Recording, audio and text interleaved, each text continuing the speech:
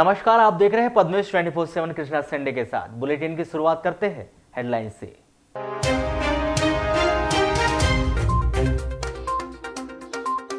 एक व्यक्ति ने अपनी पत्नी को नदी में कूद करके आत्महत्या किए जाने का वीडियो भेजकर हुआ लापता। लावारिस अवस्था में बनगंगा नदी के किनारे मिले मोटरसाइकिल और मोबाइल। हट्टा थाना क्षेत्र के ग्राम परसवाड़ा में जहरीले सांप ने 2 लोगों को काटा। समय पर इलाज नहीं होने से उपचार के दौरान हुई मौत।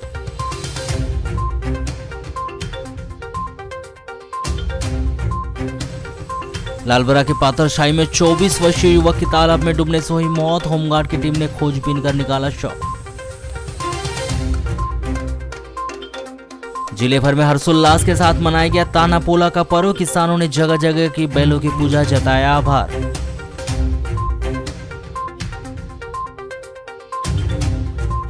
बालाघाट सिवनी सांसद ढाल सिंह बिसेन ने की पत्रकारों से चर्चा। रजे गांव से गर्रा वाले एनएच का सितंबर में लगेगा टेंडर। रेलवे क्रॉसिंग में फ्लाईओवर और रेल सुविधाओं के लिए प्रयास है जारी। चांगोटोला क्षेत्र के 70 गांवों के आमजन ने क्षेत्रीय जनप्रतिनिधियों के साथ सामूहिक रूप से रेल रोको आंदोलन हेतु चांगोटोला थाना प्रभारी व रेलवे स्टेशन मास्टर को ज्ञापन सौंपा है, जिसमें मुख्य रूप से लोकल रेल सेवा शुरू करने व छोटी ट्रेन के समय सारणी के अनुसार ट्रेनों को चालू करने के लिए केंद्रीय रेल मंत्री के नाम थाना प्रभारी चांगोटोला व नगरबाड़ा रेलवे स्टेशन मास्टर को ज्ञापन सौंपा गया है। इस ज्ञापन के माध्यम से क्षेत्रीय जनों ने 11 सितंबर तक रेल सेवा शुरू करने की मांग की, जिन्होंने चेतावनी देते हुए कहा कि अगर नियत समय सीमा में रेल सेवा शुरू नहीं की जाती है तो 12 सितंबर को क्षेत्र के 70 गांवों के विशाल जन समुदाय के साथ रेल रोको आंदोलन किया जाएगा। आपको बताया कि पिछले दिनों ही लामता के क्षेत्रीय जनों ने रेल रोको आंदोलन किया था, जिसका रेल विभाग पर कुछ असर दिखाई नहीं दे रहा है। क्षेत्रीय जनों के लिए लाइफलाइन कही जाने वाली लोकल रेल सेवा जो ब्रॉडगेज लाइन बनने के बाद भी चालू नहीं होना क्षेत्रीय जनों के आक्रोश का कारण बन चुकी है, क्योंकि धड़ल्ले से इस रूट पर मालगाड़ियों का परिचालन हो रहा है। एकमात्र लोकल रेल सेवा शुरू की गई है जो आधी अधूरी है। जिला मुख्यालय जाने के लिए सुबह के समय कोई रेल सेवा नहीं है। बालाघाट से शाम के समय आने के लिए कोई रेल सेवा नहीं। ज़्यादातर काम जिला मुख्यालय से ही होता है। जनपद, जिला पंचायत, तहसील, कलेक्टर, कोर्ट आदि के काम तो जिला मुख्यालय पर ही होते। सीधी रेल सेवा चालू हो जाने से क्षेत्रीय जनों को जबलपुर, नागपुर, रायपुर, भोपाल जाने में भी सहूलियत होगी। इन सभी मांगों के लिए आगामी 12 सितंबर को चांगोटोला में क्षेत्रीय जनप्रतिनिधियों की अगुवाई में रेल रोको आंदोलन किया जाएगा। यहाँ पे जो आज ज्ञापन जो दिया गया है, हमारी क्षेत्र की जो जनता जो है बालाघाट, जबलपुर, नैनपुर जाने के लिए भारी परेशानियों का सामना कर रही है। ब्रॉडगेज होने के बाद में यहाँ से मालगाड़ियाँ चल रही है, फास्ट ट्रेन चल रही हैं, जनता देखते रहती है और ट्रेन निकल जाती है। और बालाघाट जाना इतना महंगा हो चुका है कि चांगोटोला से बालाघाट जाने के लिए 80 रुपये किराया लगता है, 160 रुपये लगता है आने जाने में। नैनपुर जाने के लिए 60 रुपये लगता है। और इन सब चीज़ों को देखते हुए यहाँ पे ब्रॉडगेज का स्टॉपेज होना ज़रूरी है। और जो ये हमने आज ज्ञापन दिए हैं, कल हमारी बैठक हुई थी पूरे जितने जनप्रतिनिधि त्रिस्तरीय पंचायती राज के सरपंच, जनपद सदस्य, जिला पंचायत सदस्य, और इसमें लगभग 20-25 पंचायतों के जनप्रतिनिधि, गणमान्य नागरिक और पूरे सभी क्षेत्र के कर्मठ जुझारू लोग जो क्षेत्र की समस्याओं से शासन प्रशासन का हमेशा अवगत कराते रहते हैं। वो सारे लोगों की बैठक हुई थी और आज आकर के हम शासन प्रशासन को अवगत कराने के लिए थाना परिसर में माननीय हमारे एसओ साहब थाने के, इनको हम सब मिलकर के ग्रामीण जन आज ज्ञापन सौंपे हैं। और हमारा ज्ञापन है बालाघाट से जबलपुर तक पैसेंजर ट्रेन के फेरे बढ़ाने एवं नगरवाड़ा रेलवे स्टेशन में एक्सप्रेस ट्रेन का स्टॉपेज करने बाबत। नगर विकास को लेकर प्रतिबद्ध नगरपालिका अध्यक्ष भारती सुजेश ठाकुर ने शहर की तस्वीर बदलने के लिए कई प्रमुख बिंदुओं पर कार्य करना प्रारंभ किया है। इसी के तहत शनिवार 27 अगस्त को नगरपालिका अध्यक्ष ने नगरपालिका के इंजीनियर्स के साथ म्युनिसिपल स्कूल भवन का भ्रमण किया। स्कूल भवन का जायजा लेने पर नगरपालिका अध्यक्ष भारती ठाकुर ने पाया कि स्कूल भवन का जीर्णोद्धार करना जरूरी है, जिसके लिए उन्होंने तय किया है कि स्कूल का कायाकल्प करते हुए नया स्वरूप दिया जाएगा, जिसमें बच्चों को बैठने के लिए भवन का निर्माण होगा। उन्होंने आवश्यकता जताई कि स्कूल भवन का पुनर्निर्माण हो और बच्चों की पढ़ाई प्रभावित न हो। इसके लिए जब तक निर्माण कार्य चले तो स्कूल को कहीं और शिफ्ट किए जाने का विचार किया जाएगा, ताकि यहाँ अध्ययनरत बच्चे शिक्षा से वंचित न हो। नगरपालिका म्यूनिसिपल मिडिल स्कूल के बच्चे नगरपालिका को अपने बीच पाकर प्रसन्न हुए तथा नगरपालिका अध्यक्ष सहित अन्य लोगों ने बच्चों के साथ मध्याह्न भोजन करते हुए भोजन की गुणवत्ता को परखा एवं रसोइयों को मध्याह्न भोजन को लेकर गंभीरता बनाए जाने के भी निर्देश दिए। बच्चों की ऑनलाइन पढ़ाई को लेकर उन्होंने यहाँ की लाइब्रेरी में फ्री वाईफाई सुविधा प्रबंध करने के लिए कहा गया। साथ ही शिक्षकों की समस्या को समझते हुए उन्होंने जल्द ही व्यवस्थित शौचालय निर्माण के लिए नगरपालिका कर्मियों को अवगत कराया। स्कूल के निरीक्षण के दौरान सभी खामियों को दूर करने तथा यहाँ के बच्चों को बेहतर शैक्षणिक माहौल उपलब्ध कराने के लिए नगरपालिका अध्यक्ष ने प्रतिबद्धता जताई और इसके लिए राशि की कमी नहीं होने देने की भी बात कही।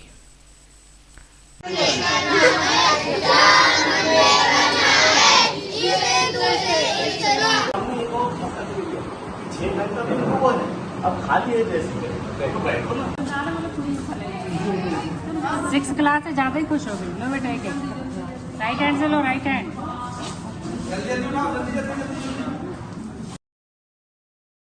मॉयल नगरी भरवेली में पुराने पंचायत भवन के जगह पर से अतिक्रमण हटाए जाने की शनिवार को दोपहर में प्रशासनिक अमले के द्वारा कार्रवाई की गई।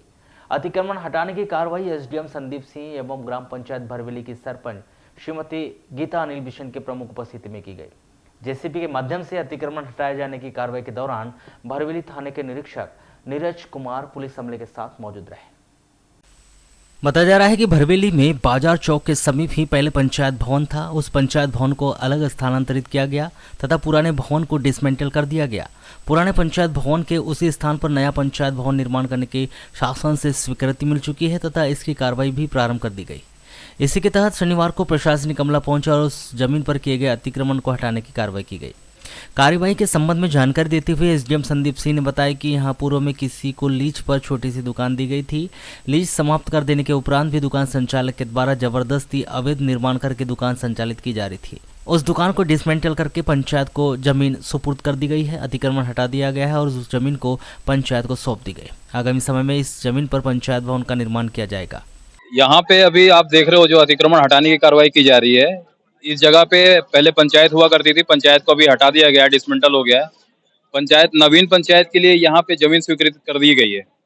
पुराना एक छोटा सा यहाँ पे लीज पे एक दुकान किसी को दिया गया था। लीज समाप्त कर देने के उपरांत उनके द्वारा जबरदस्ती यहाँ पे अवैध निर्माण करके दुकानें संचालित की जा रही थी, तो उसको आज हम लोगों ने डिसमेंटल करके पंचायत को दुकान जमीन सुपुर्द कर दी है। वहीं इस कार्रवाई के दौरान मौजूद ग्राम पंचायत भरवेली की सरपंच श्रीमती गीता अनिल बिशन ने बताया कि ग्राम पंचायत भरवेली में खुद का पंचायत भवन नहीं था। 15वें वित्त आयोग के तहत 39 लाख रुपए की राशि पंचायत भवन बनाने के लिए स्वीकृत हुई है। पंचायत की जमीन में जो दुकान आ गई थी उसको प्रशासन के द्वारा आज हटाया गया है। कुछ दुकानें बची है, उसको नियम से नोटिस देकर हटाया जाएगा। यहाँ अतिक्रमण की गई एक दुकान को हटाई गई है जो बहुत दिनों से बंद पड़ी थी। पास में एक दुकान और है, उसको भी नोटिस देकर हटाने की कार्रवाई करेंगे। पहले मैं बता दूं, भरवेली पंचायत है, यहाँ पे खुद का पंचायत भवन नहीं था, तो 15वीं वित्त आयोग के तहत यहाँ 39 लाख राशि पंचायत भवन बनाने के लिए स्वीकृत हुई है। मगर पंचायत के लीज में जो भी दुकानें आ रही थी उसको शासन द्वारा आज हटाया गया है और कुछ दुकानें बची है उसको नोटिस देके नियम से हटाया जाएंगे। तो ये तो अभी मुझे चार्ज मिलेगा, उसके बाद हम लोग चालू कर देंगे। टेंडर वगैरह भी हो गया है, जल्दी से जल्दी चालू करेंगे।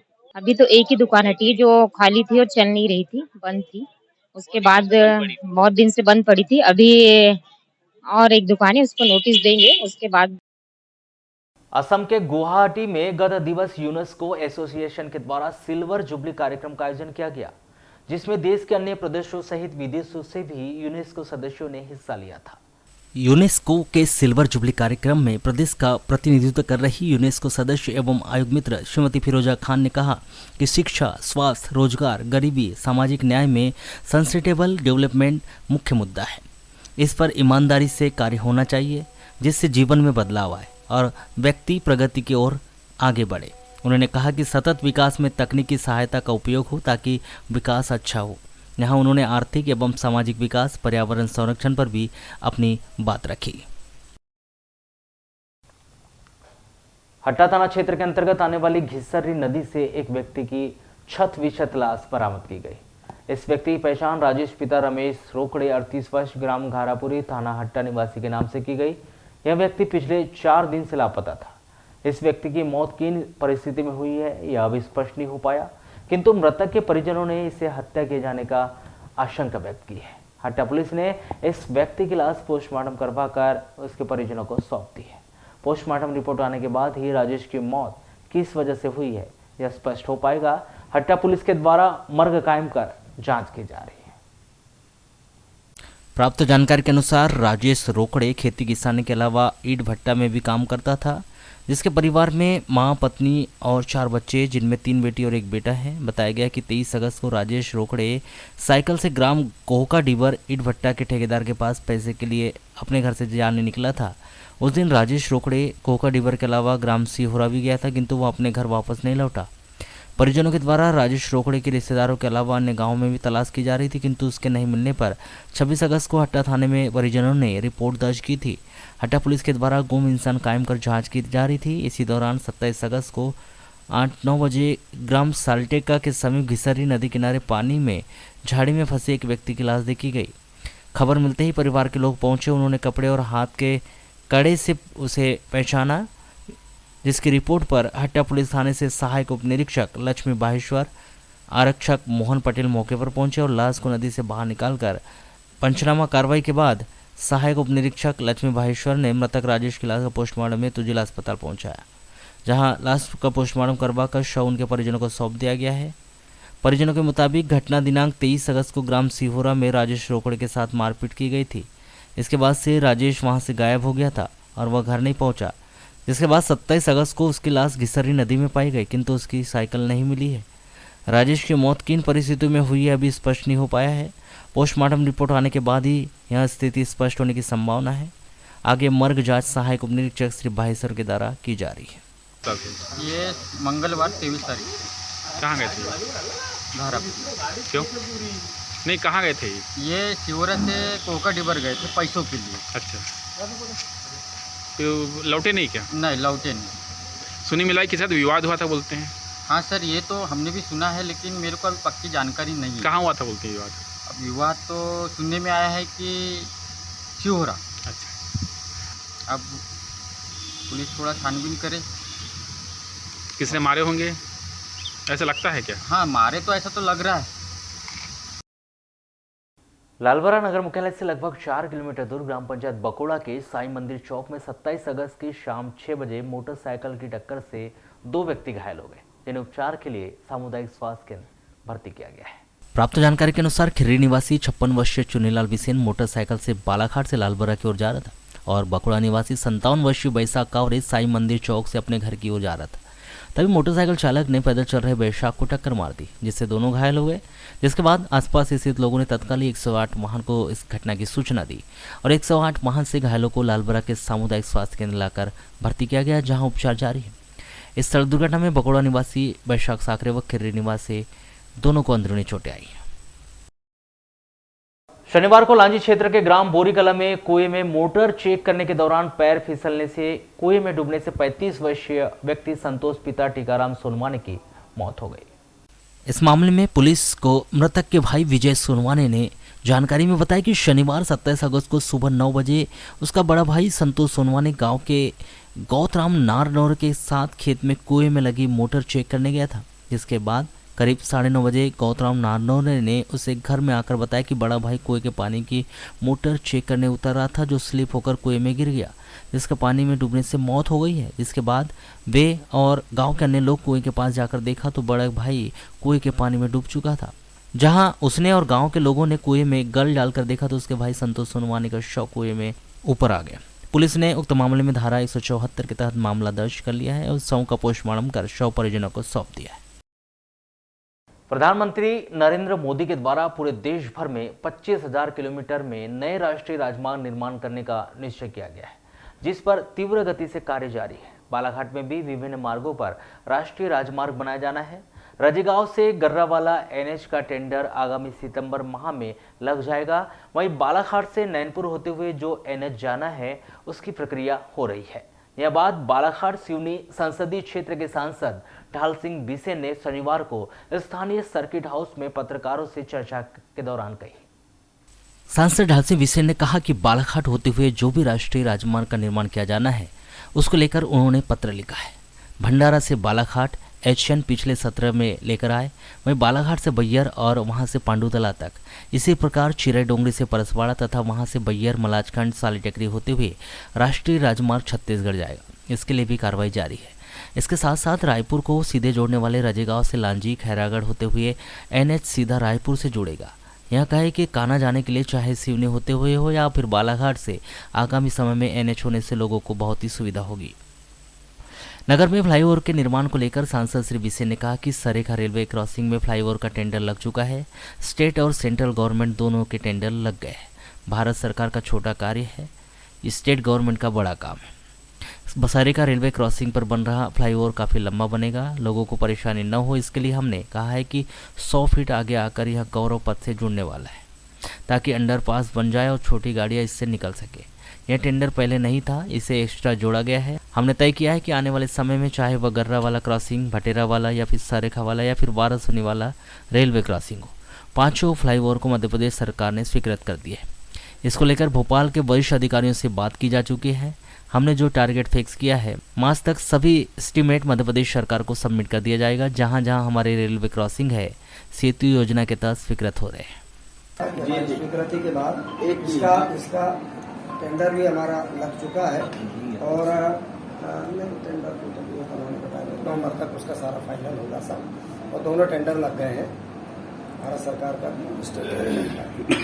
एक ही दो पार्ट अलग अलग, एक स्टेट गवर्नमेंट अपना बनाएगा, भारत सरकार अपना बनाएगी। तो भारत सरकार का तो बहुत छोटा काम है, स्टेट गवर्नमेंट का ही बड़ा काम है, क्योंकि भाई आकार पे बनेगा, लंबा बनेगा।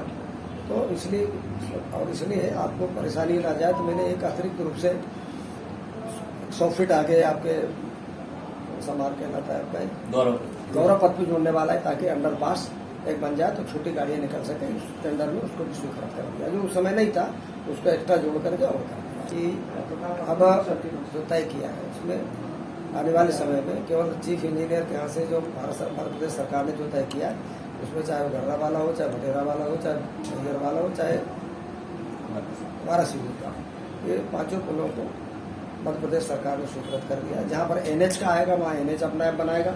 तो इसलिए मैं मान के चलता हूँ कि वाराणसी का तो जब भी आएगा NH को हो गया है तो उसको संभवतः NH 100% पूरा करेंगी। और यहाँ के अंदर के जो है इनके तो मेरी चर्चा जो मैं लगातार अधिकारियों के साथ जब भी टाइम मिलता है भोपाल जाता हूँ, तो हमारे जो सारे अधिकारियों का कि सब जितने जल्दी बन के इनके प्रपोजल को चीफ इंजीनियर ब्रिज के यहाँ से आते जाएंगे, हम इनको अनुमति देते चले जाएंगे। तो उन्होंने एक टारगेट फिक्स किया है कि मार्च तक हम सभी एस्टीमेट मध्य प्रदेश सरकार उनको सबमिट कर देगी। अब जैसे जैसे इनके पास वित्तीय व्यवस्थाएं होती चली जाएंगी, और इसलिए आपने देखा होगा कि जहाँ जहाँ पर हमारा सांसद ढाल सिंह बिसे ने ट्रेनों की आवाजाही के संबंध में बताया कि गोंदिया से जबलपुर ट्रेन के लिए उनके द्वारा काफ़ी प्रयास किया गया। कोविड के बाद अभी भी बहुत सारी ट्रेनें चालू नहीं हुई है। ऐसा लगता है कि कहीं ना कहीं रेल विभाग को कुछ दिक्कत है। बालाघाट गोंदिया ट्रेन के लिए अनेकों बार व्यक्तिगत रूप से भी अधिकारियों से मिलकर चर्चा की। DRM GM ने पूरा प्रपोजल बनाकर भेज दिया, लेकिन रेल विभाग अनुमति नहीं दे रहा है। ऐसा लगता है कि शायद 100% इलेक्ट्रिफिकेशन होगा तो उसी के हिसाब से सारी गाड़ियों का शेड्यूल बनेगा।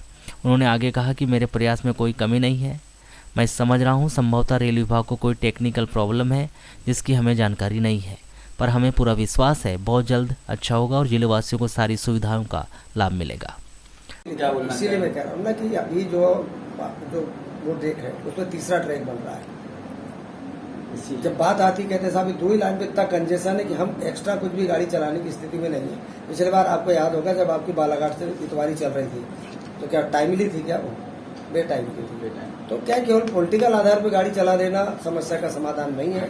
पब्लिक के समाधान के समस्या का निराकरण करते हुए चलाना ज्यादा अच्छा होगा। मैं तो आपकी जबलपुर से इतवारी के लिए वाया तिरोड़ी होके चला दो, हमने कहा भाई नहीं है तो तुमसर तक भंडारा तक कहीं तो करें। तो लिखा पढ़ी में सब है, सूची भी चली गई है। उन्होंने कहा हम यथाशीघ्र करेंगे, ये इस तरह का जानकारी है। एक व्यक्ति अपनी पत्नी को नदी में कूदकर आत्महत्या किए जाने का वीडियो भेजकर लापता हो गया। लापता व्यक्ति इमरान खान पिता जलील खान 41 वर्ष Baihar road ward number 4 friends colony Balaghat निवासी है। कोतवाली पुलिस ने गुम इंसान कायम करने के बाद इस व्यक्ति की बैनगंगा नदी के अलावा आसपास खोजबीन की। किंतु इमरान खान का कहीं भी पता नहीं चला। वहीं कोतवाली पुलिस ने वैनगंगा नदी के किनारे डेंजर रोड पर लावारिस हालत में खड़ी इस व्यक्ति की मोटरसाइकिल और मोटरसाइकिल के ऊपर रखा हुआ उसका मोबाइल भी जब्त किया गया है। कोतवाली पुलिस के मुताबिक बालाघाट नगर के वार्ड नंबर 4 फ्रेंड्स कॉलोनी निवासी इमरान खान लोहे सीमेंट का काम करता है। 26 अगस्त को सुबह 10 बजे इमरान खान घर से मोटरसाइकिल में वाराणसी जाता हूं कहकर निकला था। दोपहर 4 बजे इमरान खान की पत्नी सगुप्ता खान से उसकी बातचीत हुई थी। तब उनकी पत्नी ने उनसे पूछा कि वो कहाँ हो, तो उन्होंने बताया था कि मैं वाराणसी में हूँ और 1-2 घंटे के बाद घर आ जाऊंगा। जिसके बाद शाम 5:30 बजे करीब इमरान खान ने अपने पत्नी के मोबाइल पर एक वीडियो भेजा जिसमें इमरान खान ने नदी में कूदकर आत्महत्या करने के संबंध में बोला था। जिसके बाद इमरान खान को उसकी पत्नी सगुप्ता खान ने कई बार फोन लगाई। घंटी बज रही थी किंतु इमरान खान फोन नहीं उठा रहा था। तब सगुप्ता खान ने इस घटना के संबंध में अपने भाई मोहम्मद शकील, अनिश खान और अपने पति इमरान खान के साथ दोस्त परवेश खान, आलम खान को यह बात बताई। जिसके बाद सगुप्ता खान ने अपने भाई और पति के दोस्तों के साथ इमरान खान की वैनगंगा नदी किनारे गर्रा घाट, शंकर घाट, आमा घाट, डेंजर रोड पर खोजबीन की, लेकिन इमरान खान का कहीं भी कुछ पता नहीं चला। 27 अगस्त को सुबह 8 बजे सगुप्ता खान के भाई मोहम्मद शकील, अनिश खान और इमरान खान को ढूंढने गए। वैनगंगा नदी के किनारे डेंजर रोड पर मोटरसाइकिल और मोटरसाइकिल पर रखा इमरान खान का मोबाइल मिला।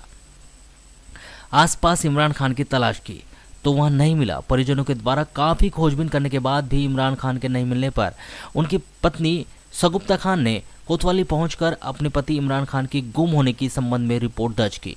कोतवाली पुलिस ने सगुप्ता खान के द्वारा की गई रिपोर्ट पर गुम इंसान कायम कर उसकी तलाश शुरू की। सूचना मिलने के बाद ही नदी के किनारे के अलावा आसपास इमरान खान की काफ़ी खोजबीन की, किंतु इमरान खान का कोई पता नहीं लगा। इसके आगे खोजबीन की जा रही है। इमरान खान ने किस परेशानी की वजह से ऐसा कदम उठाया यह अभी स्पष्ट नहीं हो पाया है। आपको बताया कि इमरान खान ने अपने पत्नी को भेजे गए वीडियो में क्या कहा है, ये वीडियो आपको दिखाते हैं। मैं इमरान खान आज अपने पूरे होशो हवास में ये बोल रहा हूँ कि मैं आज सुसाइड करने जा रहा हूँ। उसकी वजह 3 लोग हैं, नईम शेख, नरेन पिपलेवार और कालू। ये तीनों नईम के पार्टनर हैं। नईम शेख तुमसर का एक छटा हुआ बदमाश है। मैं धोखे से इसके साथ काम करने लगा था। काम में आज नुकसान हुआ तो ये मेरी जान लेने पे तुल गया है। मेरे घर लड़के पहुंचा रहा है, मेरे को धमकियां दे रहा है, मेरे बच्चों को, मेरी बीवी को मारने की धमकी देता है, मेरे घर आने की धमकी देता है।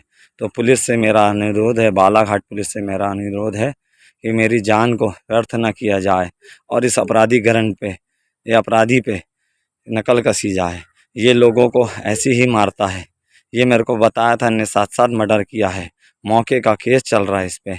ये मेरे बीवी बच्चों को जो भी हानि पहुंचाता है या मेरे घर कभी कोई भी आता है और मेरे बीवी बच्चों को परेशान करता है तो उसका जिम्मेदार सिर्फ नईम शेख है। शनिवार को जिला मुख्यालय सहित अन्य ग्रामीण अंचलों में पोला पाटन का पर्व हर्षोल्लास के साथ मनाया गया, जहां जगह जगह बैल जोड़ी की पूजा कर वर्षों से चली आ रही परंपरा का निर्वहन किया गया। पोला पर्व की धूम ज्यादातर ग्रामीण अंचलों में देखने को मिली, जहां हर गांव में ढोल नगाड़े के साथ किसानों ने बैल जोड़ी को पूरे गांव में घुमाकर आकर मैदान में लाकर खड़ा किया। जहां आम के पत्ते की बनी तोरण के सामने सभी ग्रामीणों ने अपनी अपनी बैल जोड़ी खड़ी की। वहीं स्थानीय नागरिकों व प्रतिष्ठित ग्रामीणों में स्थानीय मंदिरों में विशेष पूजा अर्चना कर बैल जोड़ी को तिलक लगाकर उनकी पूजा की। जहां पूजा संपन्न कर ग्रामीणों ने पत्ते से बनी तोरण लूटकर अपने अपने बैल जोड़ी को दौड़ाते हुए घर ले गए। जहां बैल जोड़ी को किसानों ने घर में बने हुए पकवान बनाकर अपने हाथों से खिलाया। वहीं कृषि कार्य में सहयोग करने के लिए उनका आभार भी जताया। पोला पाटन पर्व एक तरह से कृषकों से जुड़ा है। इस दिन भगवान नंदी के स्वरूप बैल की पूजा अर्चना कर विभिन्न पकवान बनाकर उन्हें खिलाया जाता है। ग्रामीण अंचलों में पोला पाटन पर्व पर मवेशी को रंग बिरंगे रंगों से सजाकर आखिर मैदान पर लाया गया, जहां उनकी आरती उतार कर विशेष पूजा अर्चना की गई।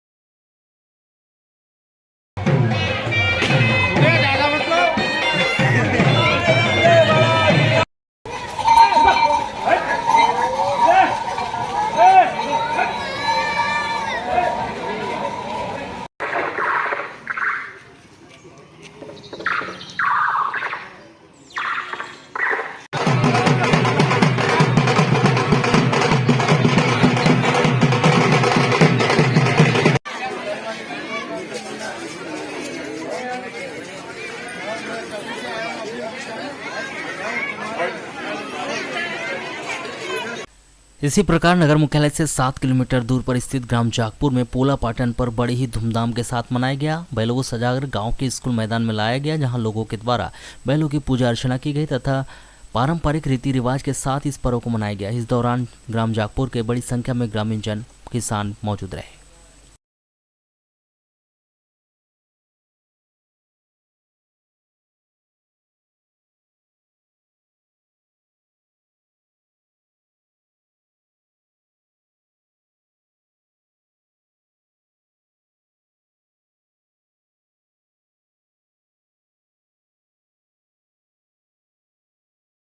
गत दिनों वाराणसी में घटित हुए अपहरण मामले में बालाघाट पुलिस के द्वारा मामले की गंभीरता को देखते हुए 5 घंटे में पूरा खुलासा कर अगले दिन आरोपियों की गिरफ्तारी कर ली गई, जिन्हें वाराणसी पुलिस ने 27 अगस्त को वाराणसी न्यायालय में पेश किया, जिसमें न्यायालय ने 3 आरोपियों को जेल भेज दिया तो वहीं एक आरोपी को पुलिस रिमांड पर दिया है।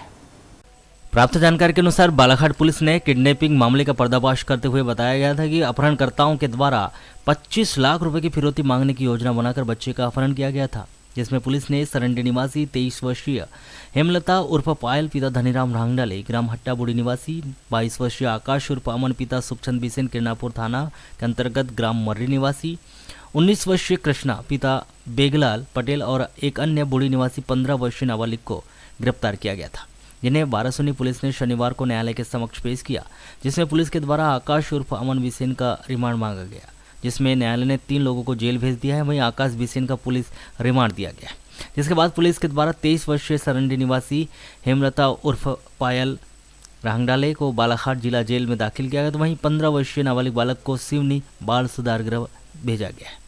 19 वर्षीय कृष्णा पिता बेगलाल पटले को वाराणसी जेल में ही भेजा गया, वहीं आकाश बिसेन को वाराणसी पुलिस की अभिरक्षा में भेजा गया है।